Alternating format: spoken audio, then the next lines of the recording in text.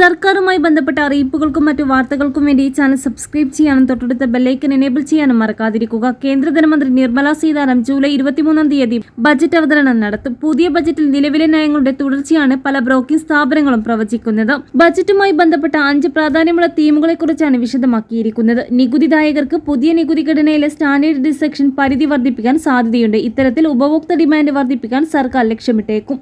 ബാങ്കിലെ പലിശ നിരക്കുകളിലെ വരുമാനത്തിന്റെ നികുതി പരിധിയും ഉയർത്താൻ സാധ്യതയുണ്ട്.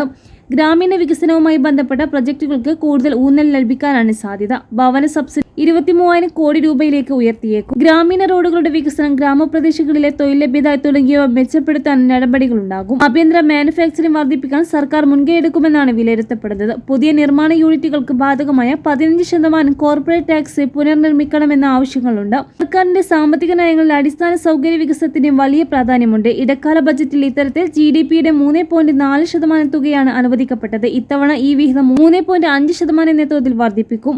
തെരഞ്ഞെടുപ്പിന് ശേഷം നടക്കുന്ന ആദ്യ ബജറ്റാണിത്. ഇക്കാരണത്താൽ മീഡിയം ടൈം അടിസ്ഥാനത്തിലുള്ള സാമ്പത്തിക പദ്ധതികൾക്ക് കൂടുതൽ പ്രാധാന്യം ലഭിച്ചു. 2047 വർഷത്തോടെ ഇന്ത്യയെ ഒരു വികസിത രാജ്യമാക്കി മാറ്റാനാണ് സർക്കാർ ലക്ഷ്യമിടുന്നത്. എന്നാൽ അടുത്ത 5 വർഷങ്ങൾ പ്രത്യേക ലക്ഷ്യങ്ങൾ കേന്ദ്രീകരിച്ച് നീങ്ങാൻ സർക്കാർ തയ്യാറാകുമെന്നും അറിയിച്ചു.